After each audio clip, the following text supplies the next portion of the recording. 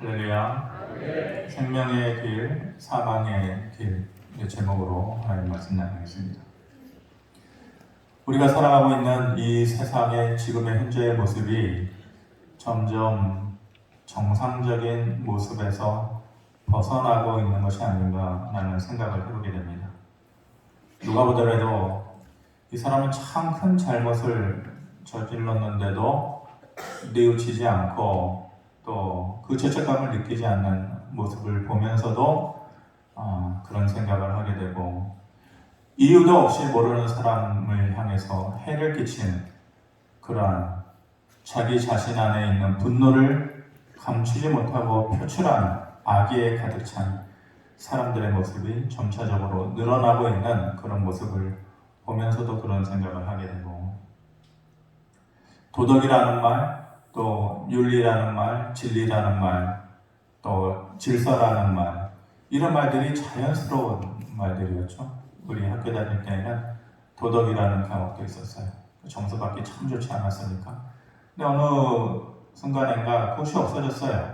오히려 그것을 말하는 사람들은 구태의연한 사람들이다. 오히려 사람들이 그런 것들을 비웃는 말이 되어가고 있는 이런 현실을 보면서 이 사회가 그런 방법으로, 그런 식으로, 그런 길로 흘러가고 있는 것이 아닌가. 사람이 죽기 전에는 그 죽음을 예상할 수 있는 전조 증상들이 나타난다고 합니다. 그런 증상들을 보면은 이 사람 얼마 안 있다가 세상을 뜨겠구나 라는 예상을 하게 되는 것이죠. 사회도 그렇고 국가도 그래요. 역사가 그것을 증명해주고 있어요. 마치 죽음을 앞둔 사람에게 나타나는 전조 증상처럼 이 사회가 이렇게 흘러가다가 변해가다가 어떻게 될 것인가, 그런 걱정스러운 마음을 가지게 되는 것이죠. 이런 현상들에 대해서 이 잘못되어져 가고 있는 어그러진 이러한 삶의 모습들에 대해서, 사회와 국가의 모습들에 대해서 누군가는 목소리를 내서 얘기할 줄 알아야 되고, 또 그런 말을 귀 기울여서 들어주는 사람들이 있어야 되고, 큰 흐름의 변화 가운데에서 그래도 작은 몸부림이라도 그렇지 않게 살아가려고 하는 그러한 사람들의 모습이 있어야 되는데, 그래야만 그나마 그러한 증세를 낮출 수 있는데, 우리 사회에 그렇게 말하는 사람이 있는가, 또 그 말에 귀를 기울여주는 사람들이 있는가 라는 생각을 하게 되면 조금은 암울한 생각이 듭니다. 예레미야 시대에는 우리가 살아가는 이 시대랑 똑같은 그런 시대란 말입니다. 근데 그때에는 예레미야가 그런 역할을 했어요. 싫은 역할을 자수해서 한 거예요. 그런데 사람들이 그 말을 듣기 싫어하고 오히려 미워하고 예레미야를 죽이려고 했던 것이죠. 그 중에 그나마 그 말을 듣는 척 해주는 사람들이 있기는 있었지만, 하나님께서 나에게 그리고 우리에게 무엇을 말씀하시려고 하시느냐에 관심이 있었던 것이 아니라, 내가 듣기를 원하는 말씀을 네가 좀 해주면 안 되겠느냐, 그런 식으로 그 말을 들었던 사람들입니다. 그런 사람의 대표주자가 시드기야 왕입니다. 남유다의 마지막 왕이죠. 시드기야가 그래도 예레미야의 말을 들어보겠다고 사람들을 예레미야에게 보내고 있는 것이에요. 그러면서 요청을 하고 있습니다. 무슨 요청인가? 2절 말씀 같이 한번 봅니다. 시작. 바벨론의 느부갓네살 왕이 우리를 치니 청컨대 너는 우리를 위하여 여호와께 간구하라. 여호와께서 혹시 그의 모든 기적으로 우리를 도와 행하시면 그가 우리를 떠나리라 하니.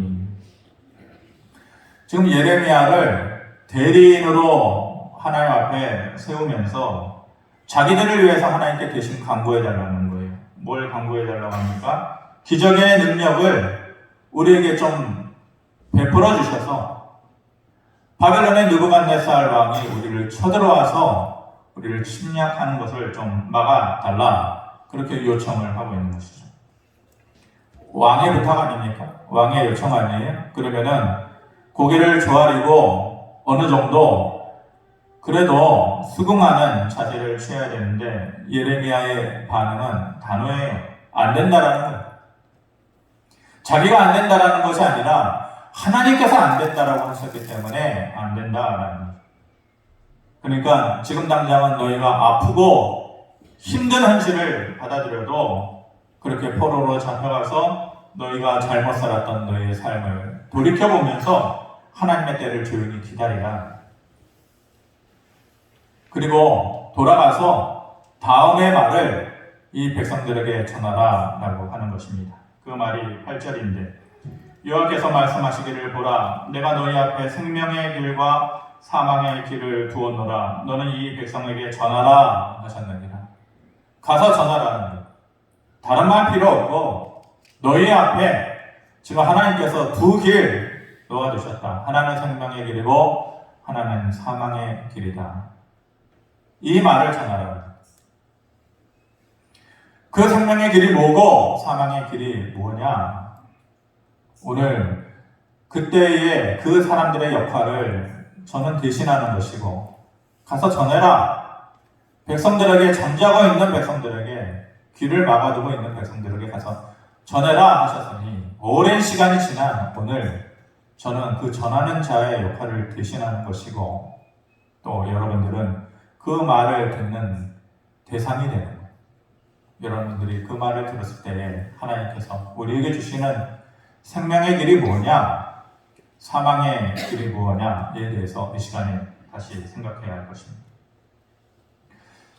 성경에서는 생명의 길과 사망의 길에 대해서 여러 군데 여러 가지 내용으로 말씀하신 것이 있습니다. 그런데 우리는 본문에 충실해야죠. 그 본문에서는 그 말씀을 우리가 받아들여야 되는 것이고 오늘 주시는 이 본문에서는 오늘의 본문의 말씀에 맞게끔 생명의 길과 사망의 길에 그것에 초점을 맞춰서 우리가 보아야 할 것입니다. 먼저 오늘 본문이 말하는 생명의 길은 어떤 것이냐? 9절의 말씀입니다. 이 성읍에 사는 자는 칼과 기근과 전염병에 죽으려니와 너희를 애워싼 갈대아인에게 나아가서 항복하는 자는 살 것이나 그의 목숨은 전리품같이 되리라 라고 말씀하십니다. 항복하는 자는 살 것이다. 버티지 말고 고집부리지 말고 너희가 원하는 것은 항복하지 않게 해달라. 저 하나님께 간구하고 기도하고 금식 기도하고 그래서 이런 일이 우리에게 좀 일어나지 않게 해달라라는 것이 너희가 원하는 것이지만 아니라는 거예요. 항복하는 자는 오히려 살 것이다. 누구에게요? 갈대아인에게. 바벨론 사람들을 얘기하는 것이죠. 그러니까 유다를 정복하러 들어오는 바벨론의 느부갓네살 왕과 그 군사들 앞에 항복하고 조용히 포로로 잡혀가서 70년의 생활을 보내고 기다리라는 거예요. 기다리는. 그런데 왕에서부터 일반 백성에 이르기까지 이 말을 받아들이지 않는 거예요. 세 가지 이유 때문에 이 말을 듣고 있지 않는 거예요. 아마 이 시간에 이 자리에 앉아 있는 사람들도 이 이유 때문에 그 말을 받아들이게 그들이 잘못 생각하고 있었던 것, 첫 번째, 왜 이 말을 받아들이지 않았는가? 첫 번째는 그들이 가지고 있었던 잘못된 신앙 때문에 그래요. 그 신앙의 핵심은 다윗의 영향이에요. 다윗이 잘못된 게 아니라 하나님께서 다윗과 맺었던 언약이에요. 너가 나를 바라보고 내 말의 길을 청정하고 그러면 내가 너희의 하나님이 되고 너희는 나의 백성이 될 것이다. 이 관계는 영원히 불변할 것이다. 그런데 잘 살아야죠. 잘. 다윗처럼 믿음 붙잡고 끝까지 살아야 이 언약이 유효한 것이지 그렇게 살지 않으면서 다윗의 언약이 있기 때문에 우리는 이 말을 받아들일 수 없다. 그 말은 참되지 않다라고 안 받아들이고 있는 거예요. 두 번째는 그렇게 되기를 원하지 않는 사람들의 잘못된 기대 때문이죠. 안 됐으면 좋겠다. 자기들 마음 가운데 그 기대감이 있는 거예요. 자기가 만들어내는 기대감. 큰 흐름은 어쩔 수 없는 거 아니? 그러면서도 자기 안에 그렇게 안 됐으면 좋겠다. 그렇게 안 됐으면 좋겠다. 제발 그렇게 되지 말아라. 라고 하는 그러한 자기만의 기대감이 있었기 때문에 하나님의 말씀은 별도이고 자기 안에 있는 기대가 따로 있기 때문에 이것에 치중하는 거예요. 하나님의 말씀을 받아들이기보다. 그리고 세 번째는 그러한 사람들의 심리, 그러한 사람들의 마음을 교묘하게 이용을 하는, 그래서 거짓된 평안을 백성들에게 말해주고 돈과 명예와 지위를 지켜나가려고 하는 거짓 선지자들이 있었기 때문이죠. 이런 모든 것들이 합작되어서 그래서 왕부터 일반 백성들이 예레미야의 말, 하나님께서 가서 전하라 라고 하는 말임에도 불구하고 그 말에 귀를 기울이고 있지 않는 거예요. 이 사람들의 실수가 뭡니까? 잘못하고 있는 것이 뭐예요? 자신에게 불리하면 하나님의 뜻으로 받아들이지 않는 거예요. 어떻게든지 자기가 원하는 대로 하나님의 뜻을 끼워 맞추려고 하는 거예요. 신앙은 내 자신이 점점 사라지고 하나님이 원하는 모습으로 변해가는 것인데, 내 자리는 없어지고 하나님의 자리가 커지는 것인데, 자꾸만 하나님을 끌어다가 내가 원하는 쪽으로 끼워 맞추려고 하는 거예요. 때로는 하나님께서 우리에게 원하시는 것, 아픈 현실일 때가 있어요. 받아들이기 힘든 것일 때가 있어요. 그렇다고 할지라도 순종하고 고개를 숙이는 길이 생명의 길이다 라는 것을 얘기해주고 싶으신 것이에요. 너의 마음에 안 들어도, 그것이 결코 받아들이기 힘든 현실이라 할지라도 그 뒤에 있는 하나님의 뜻이라면 순종하라. 며칠 전에 아내랑 산책을 하면서 제가 이런 얘기를 했어요. 기도를 해도 기도한 대로 안 될 때도 있고, 기도를 안 해도 그래도 기도한 만큼 이상으로 될 때도 있고, 이 도대체 뭐냐? 뭘 어떻게 기도하라는 거냐? 그러면은 아예 기도를 하지 말라는 거냐? 근데 그게 아니고, 기도를 해도 기도한 대로 안 돼.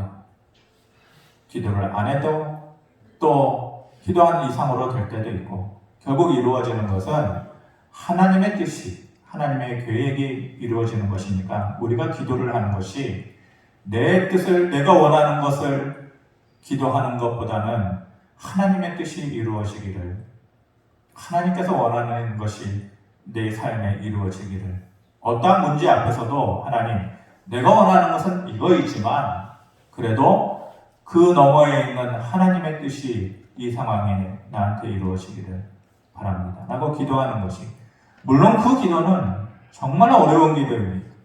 하지만 성도의 최종적인 기도의 모습은 그런 기도가 돼요. 어떤 것이든지 내가 원하는 것이 이건데 어떻게든지 이거를 좀 해주시라고. 때로는 그게 아니라 하나님이 원하시는 것이 뭡니까? 나를 통해서 이루어지려고 하는 것이 뭡니까? 하나님, 결국은 그것을 이루어달라고. 예수님의 기도가 그거 아니에요? 내 뜻대로 마옵시고 아버지의 뜻대로 마옵소서. 그래서 때로는 우리의 기도가 이런 모습이 되어야 된다. 사람들이 어려움이 닥쳐오면 그것을 이기려고만 하죠. 이기려고만 해요. 극복하려고만 해요. 당연한 모습이죠.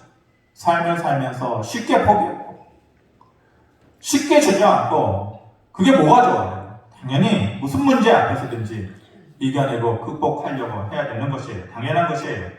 그런데 성도의 삶에 있어서는 때로는 하나님이 우리에게 다른 것을 원하실 수도 있는 것 아닌가라는 것을 깨달을 필요가 있다는 거예요.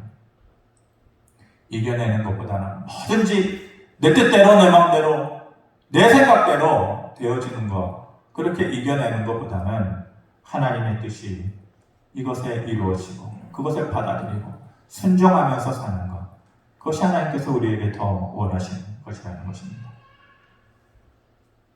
남유다 사람들에게 있어서 바벨론의 포로로 잡혀간다는 것은 꿈꾸기도 싫은 거예요. 생각하기도 싫은 거예요. 어떻게 하나님께서 자기들을 그렇게 버리실 수 있는가? 그 서운한 마음을 쉽게 지워버릴 수가 없는 것이에요. 하지만 그렇게 하라는 거잖아요. 때로는 받아들이기 힘든 현실일 때 받아들이라는 거예요. 그리고 순종하는 것이 하나님의 뜻이라는 것이, 그것이 생명의 길을 걷는 것이다. 오늘 본문에서는 그 얘기를 우리에게 해주려고 하는 것입니다. 그렇게 생명의 길을 걷는 것이 내 마음과 내 뜻대로는 안 되고 하나님의 뜻에 순종하는 것이다 라고 얘기하는 반면에, 그들의 모습 속에 사망의 길, 그 길을 걸어가는 그 모습을 지적하고 있는 말씀, 그 이유에 대해서 얘기하고 있는 것이 13절 말씀입니다. 같이 한번 봅니다. 시작. 여호와의 말씀입니다. 골짜기와 평원 바위의 주민아 보라, 너희가 말하기를 누가 내려와서 우리를 치리요, 누가 우리의 거처에 들어오리요 하거니와 나는 내 대적이라. 또 하나의 멸망이기도 하고 사망의 길이 되는 것, 그들에게 사망의 길이 되는 것은 무엇 때문이냐? 그들 안에 있는 교만함 때문에 그런 거예요. 성경에는요, 지리적으로 아주 훌륭하고 군사적으로 매우 유리한 위치에 있는 그런 나라들, 그런 도시들이 많이 있었어요. 분명히 그러한 족보들은 외세로부터의 그러한 공격에 대비할 수 있는, 막을 수 있는 천혜의 조건을 가지고 있는 것이죠. 그런데 그 좋은 것 때문에 그들이 공통적으로 가졌던 마음은 교만함이에요. 교만함. 누가 우리에게 올라올 수 있겠느냐? 이런 좋은 조건을 가지고 있는 우리를 누가 칠 수 있겠느냐? 이러한 힘을 가지고 있는 우리를 누가 넘어뜨릴 수 있겠느냐? 오히려 좋은 조건을 가지고 있었는데 그들 안에 깃들인 마음은 교만한 마음이라는 거예요. 그런데 또 하나의 공통점은 뭐냐? 그런 마음을 가지고 있었던 그들을 하나같이 하나님께서 종이 찢듯이 찢어버리셨다는 거예요. 먼지를 불어서 흩어지게 하듯이 하나님께서 그렇게 해버리셨다는 거예요. 이게 공통적인 것이에요. 그런 대표적인 나라가 지중해를 끼고서 그 섬처럼, 그 당시에는 섬처럼 되어 있었던, 그래서 사방이 바다로 둘러싸여져 있었던 두로라는 나라예요. 두로. 외세에서 적이 쳐들어오면 바다 한가운데에 있어서 쉽게 들어갈 수가 없어요. 들어간다, 접근한다 할지라도 높은 바다를 바로 맞닿아들어서 높은 성벽을 끼고 있으니까, 아니 대규모의 군사들이 한꺼번에 진입을 해가지고 성을 함락을 해야 되는데 도저히 그렇게 할 수가 없는 거예요. 천혜의 요소를 가지고 있는 거예요. 그들의 말이 뭐예요? 누가 우리를 치랴? 우리의 이 조건을 누가 넘어뜨리랴? 그들 마음 가운데 교만함이 있었거든요. 그런데 하나님께서 여지없이 쳐내리는 거죠. 누구에 의해서 그랬습니까? 그리스 헬라의 알렉산더 제왕의 대왕에 의해서 그렇게 해버리십니다. 그림에 보면은 보이십니까? 저게 본토에서 이제 성처럼 따로 떨어져 있는 두로라고 하는 그 당시의 도시인데, 알렉산더 대왕이 그때 이렇게 얘기해서, 아니 도대체 바벨론의 그 엄청난 나라였던, 제국이었던 바벨론의 느부갓네살 왕이 저 두로를 침략하려고 그렇게 애를 썼는데도 13년 동안 공격을 하고 전쟁을 했는데도 도대체 저거를 함락할 수가 없었어요. 포기해버렸어요. 그렇게 쳐들어가기 힘든 곳이에요. 그러니까 두로에 있는 사람들의 복은 곱고 고든 것이죠. 그런데 헬라의 알렉산더 대왕이 뭐라고 얘기해요? 그리스 땅에 있는 모든 흙을 가져다가 저 바다를 메꿔서라도 내가 반드시 두로를 넘어뜨리리라. 그걸 해버린 거예요. 우리나라의 그 정주영 회장과 같은 사람이 그때에도 있었어요. 알렉산더 대왕이 바로 그 군법을 쓴 거예요. 그림에서 저 화살표에 있던 것처럼 본토에서 두로에 이어지는 그 바다를 하나씩 메꿔 7개월 동안 매일매일 메꿔나가는 거예요. 저기 한 800여 메타 정도 되는데 폭 60m 정도 해가지고, 폭 60m면은 여러분 얼마나 넓은 거예요? 우리 지금 교회 이 폭이 폭으로만 치면 한 20m 정도 될까 그러는데, 이걸 3배 되는 그 바닷길을 7개월 동안 내가지고 결국은 그 교만하고 목이 곧았던 두로 꺾어버리는 거죠. 흩어지게 하는. 또 하나의 오바댜에 보면, 오바댜 선지자는 에돔이라고 하는 참 이스라엘의 그 가시와 같은 존재, 하나님께서 정말로 미워했던, 하지만 그것이 에서의 후손들 아니에요? 어떻게 보면은 한 후손인데도 그렇게 이스라엘을 괴롭혔던 에돔에 향한 심판의 메시지를 전했던 것이 오바댜인데, 오바댜가 그 에돔의 멸망에 대해서 이렇게 얘기하는 거죠. 1장 3절에 보면 너의 마음의 교만이 너를 속였도다. 바위 틈에 거주하며 높은 곳에 사는 자여, 내가 마음에 이르기를 누가 능히 나의 땅에 끌어내리겠느냐 하니, 똑같은 마음을 가지고 있는 거예요. 잘 살고 명예를 가지고 힘있고 권력을 가지고 누가 나를 넘어뜨리겠느냐, 누가 나를 끌어내리겠느냐. 두로와 시돈에 있는 사람들도 그랬고 이 에돔에 사는 사람들도 그랬단 말이에요. 그들이 말하는 조건이 뭐예요? 누가 바위 틈에 있고 높은 곳에 거주하는 나를 끌어내리겠느냐, 이런 교만함에 있었어요. 그 에돔의 나라가 다음 그림을 보면은 지금의 요르단 땅이거든요. 그림이요. 예, 지금의 요르단에 유명한 여행 패키지 중에 꼭 드는 것이 이 페트라라고 하는 곳을 이렇게 방문하는 여행 코스라고 합니다. 그런데 저렇게 에돔의 그 당시의 땅이 바위 틈에, 말하잖아요. 바위 틈에 거주하며 높은 곳에 사는 자요. 바위 틈에 도시를 지어놓고 있는 것이에요. 그리고 그 바위, 오른쪽 그림에서 보는 것처럼 바위 틈틈이 난 곳을 뚫고 들어가야 그들이 거처하는 곳까지 가가지고 전쟁을 하든지 싸우든지 그러는 거예요. 그런데 전쟁이라는 것이 아무리 큰 힘을 가지고 있는 나라라고 할지라도 넓은 곳에 가가지고 한꺼번에 전쟁을 해야지 전쟁의 승리의 확률을 높이는 거지, 저렇게 조그마한 입구로 10만 명이 갔는데 정작 쳐들어가는 입구에는 10명씩밖에 들어갈 수가 없다면 그 전쟁을 이기겠냐고요. 못 이기는 거죠. 그러니 그들의 마음 가운데 있는 교만함이 그거예요. 누가 우리를 끌어내리겠느냐? 누가 우리를 이길 수 있겠느냐? 그런데 하나님께서 그들을 향해서 뭐라고 얘기하셔요? 이스라엘은 불꽃과 같이 만들고 너희는 그 불꽃 앞에 있는 지푸라기처럼 내가 만들 것이다. 하나님께서 그렇게 해버리셨어요. 하루아침에 그렇게 했죠. 그리고 에돔이라는 나라는 여러 번 얘기했지만 흔적조차도 역사에서 찾아볼 수 없는, 그렇게 잔인하게 잔멸해버리는 그런 민족이 된 것이죠. 그런데 지금 유다 사람들이 그들과 똑같은 말을 하고 있는 거예요. 그러면 안 되는 하나님 나라의 백성들이 그들의 생각을 가지고 있고 그들의 말을 하고 있는 거예요. 뭐라고 합니까? 골짜기와 바위 위에 살면서 누가 우리를 들어와서 우리를 치겠느냐, 이런 생각을 하고 있는 거예요. 교만한 마음을 가지고 있는 거예요. 목이 뻣뻣한 그런 모습을 하고 있는 거예요. 예루살렘의 고산지대에 살면서 누가 우리를 능히 꺾을 수 있겠느냐, 교만함을 드러내고 있는 것이죠. 그런데 그 말을 향해서 하나님께서 뭐라고 해요?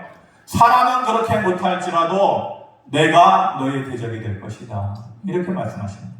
그들의 생각이 무엇이었어요? 어떤 사람이 와도 이러한 유리한 조건을 가지고 있는 자기들을 치지 못하리라, 그런 자신감이 있었어요. 그런데 그들의 착각이죠. 사람은 못 쳐도 하나님은 치시는 거예요.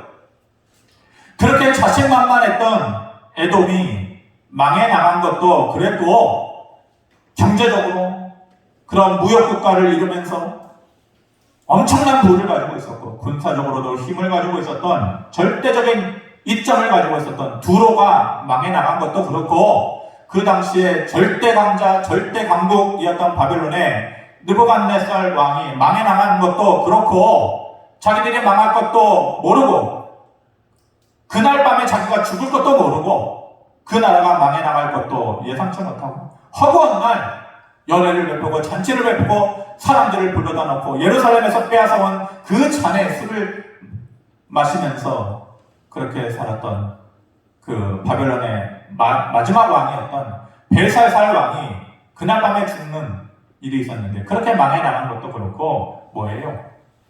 다 잠깐이었어요. 잠깐. 하나님께서 그들의 대적이 되셔서 그들에게 손을 내니까 그들이 망한 것은 아주 허무하게 잠깐 사이에 일어난 거죠. 우리가 하나님 앞에 늘 겸손해요. 내 목이 고다질만 하면, 내 목을 쳐야 해. 특히 하나님께서 내 삶의 대적이 되시면, 사람이 아니고 하나님께서 내 삶의 대적이 되시면 언제든지 허물어지고 넘어질 수 있는 삶이 될 수 있다는 것을 우리가 기억하면서 살아야 돼요. 생명의 길은 순종의 길이고 사망의 길은 교만의 길이다라는 것을 짧고 굵게 우리에게 말씀해 주시는 것입니다. 정리를 하겠습니다. 이스라엘 백성들이 40년 광야 생활을 마치고 가나안 땅으로 들어가야 되는데 모세는 들어가지 못하리라 라고 하나님께서 모세에게 아쉬운 말씀을 하셨죠. 그래서 모세가 40년 동안 고생한 것 아니에요? 그래서 이스라엘 백성들을 요단강 동편 가나안 땅을 바라보면서 모압 평지에 다 모아놓고 나는 못 들어간다. 너희가 그 땅에 들어가면 이렇게 살아라. 자식을 앞에 두고 얘기하듯이, 손자를 앞에 두고 얘기하듯이 해주고 싶은 말이 너무 많은 거예요. 안타까운 마음에 그 말씀을 모아둔 것이 그 고별 설교가 신명기라는 책이잖아요. 여러 가지 수많은 말을, 그동안 했던 말을 다시 기억시켜주면서 얘기하고 당부하고 있는데 그것들 중에 하나가 신명기 11장에 있는 것과 27장에 있는 말씀을 다시 기억시켜주고 있는 것이죠.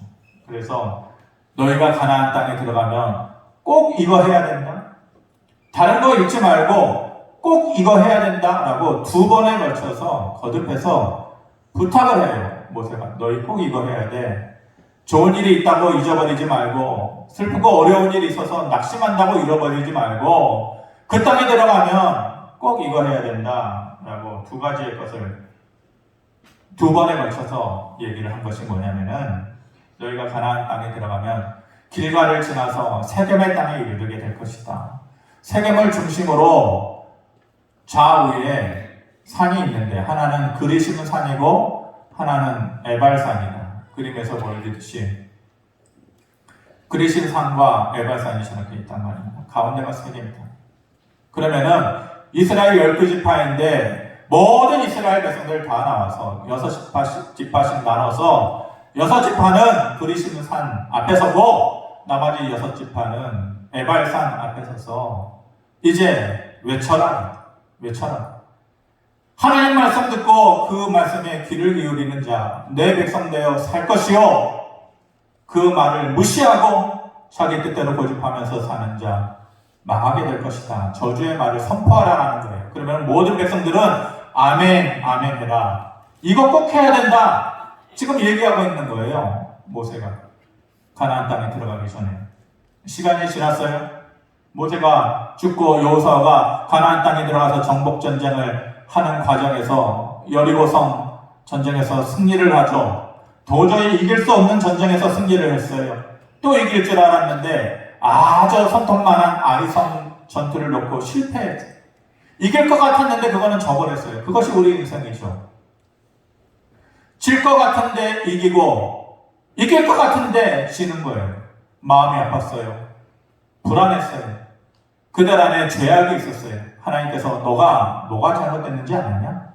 너희의 잘못 때문에 이렇게 된 것이다 라고 얘기를 해주고 나서 그 문제를 해결하고 나서 비로소 아이성 전투에 승리할 수가 있었던 것이에요. 그러면은 말에 이런 말이 있잖아요. 물 들어올 때 노져라. 그러면 지금 전쟁의 승리에 그 도취되어서 그 힘을, 그 기운을 받아가지고 계속해서 싸워나가야 그냥 일사천리로 두려워하는 사람들, 그 소문을 듣고 두려워하는 사람들의 전쟁에서 이길 수 있는 거 아니에요? 가자! 모든 백성들이 이 기세를 몰아세워서 정복 전쟁을 승리로 이끌자. 그런 분위기 아니에요? 물 들어올 때 노 좋아야죠. 그런데 뜻밖의 여호수아가 멈춰요. 안 해요. 그러면서 다른 거를 해요. 여호수아 3장, 8장 30절 말씀. 그때 여호수아가 이스라엘의 하나님 여호와를 위하여 에발산에 한 제단을 쌓았다. 아니 이럴 시간이 어디 있어요? 지금 이 전쟁에 승리하고 그 주변 나라 국가들은 이스라엘 사람들이 이렇게 기적적인 전쟁의 승리를 하고 우리에게로 다가오고 있다. 두려운 마음을 가지고 있을 때 빨리빨리 싸워 나가야죠. 근데 뭐 하고 있는 거예요? 전쟁을 중단하고 에발산에 단을 쌓고 번제와 화목제를 드리면서 율법의 말씀을 돌에다가 하나씩 하나씩 기록하고 있는 것. 기록하고 모든 백성들을 들어라. 하나님께서 하신 말씀. 모세를 통하여서 우리에게 주신 말씀을 다 들어라. 그렇게 말씀하시면서 모든 백성들 불러다 놓고 절반은 그리심산 앞에 세우고 절반은 에발산 앞에 세워놓는 것. 모든 사람들이 승리의 기쁨에 도취되어져 있을 때에 여호수아는 모세의 말을 떠올렸던 거예요. 이길 수밖에 없는 전쟁이었는데 우리가 져버렸고, 질 것 같았던 전쟁이었는데 우리가 이겼다. 지고 이기는 것이 하나님 안에 있구나. 결국 전쟁에서 승리했지만 승리한 게 문제가 아니에요. 여호수아는 그때 모세가 신명기 11장에 그리고 27장에 거듭해서 얘기했던 그것을 떠올린 거예요. 그날이 되면 모든 백성 그리심산 앞에 에발산 앞에 세워라 라는 그 말이 떠올랐던 거예요. 항상 축복과 저주가 하나님 앞에 있다는 사실을 잊지 말아라. 인생의 승리와 실패가 늘 하나님 앞에 있다는 사실을 잊지 말아라. 언제든지 하나님의 뜻을 저버리고 살면 그것이 사망의 길을 걷는 것이고, 언제라도 하나님을 기억하고 의지하면 성공한다는 것을 그 순간에 멈춰서서 다시 기억하고 있는 것입니다. 우리 스스로가 오늘 이 시간에 내 눈앞에 보이지 않는 그리심산과 에발산 앞에 내 자신을 세워야 돼. 그리고 우리만의 의식을 해야 되는 것이죠. 그러면서 그렇지. 그때 주셨던 말씀. 이것이 사망의 길이고 이것이 생명의 길이다. 때로는 내 뜻에 맞지 않아도 그 말씀을 받아들이고 그 현실을 받아들이고 그 안에 있는 하나님의 뜻이 무엇인지 순종하려고 하는 것. 축복과 저주가 하나님 손에 있고 인생의 실패와 성공이 하나님 손에 있다는 것. 그것을 기억하면서 내 스스로를 그리심산 앞에 세우기도 하고, 때로는 이러면 안 되지. 하나님의 말씀을 무시하고 내 뜻대로 사는 것. 이것이 분명 사망의 길을 걷는 것이라고 했는데 내 자신을 에발산 앞에 세워야지. 우리 스스로 순간순간마다 내 자신을 그리심산과 에발산 앞에 세울 수 있는, 그래서 진정 하나님께서 주시는 그 은혜를 누리면서 살 수 있는, 더 깊이 하나님 앞에 나아갈 수 있는 저와 여러분들의 삶이 되어지기를 주님의 이름으로 축원합니다. 아버지 하나님, 감사합니다. 우리의 마음이 어느샌가 딱딱해져 버렸고 우리의 귀가 둔해졌습니다. 그래서 그때의 예레미야의 말을 듣지 않고 무시했던 자의 모습으로 우리가 변해가고 있었다는 것을 우리 스스로도 잊고 있었습니다. 아버지 하나님, 다시 한번 너희가 그때가 되면 그리심산 앞에 에발산 앞에 너희 자신을 세워라 라고 했던, 그래서 축복과 저주의 길이, 실패와 성공의 길이, 그리고 생명과 사망의 길이 하나님 앞에 있다는 사실을 기억해야 한다는 것을 우리가 다시 한번 깨닫고 느낍니다. 우리의 삶 속에 하나님만이 내 삶의 중심이 되게 하시고 하나님께서 주시는 은혜와 능력이 내 삶을 소생케 하는 원동력이 된다는 것을 다시 한번 기억하고 그 믿음 붙잡고 살아갈 수 있게 하여 주시옵소서. 예수님의 이름으로 기도하옵나이다. 아멘.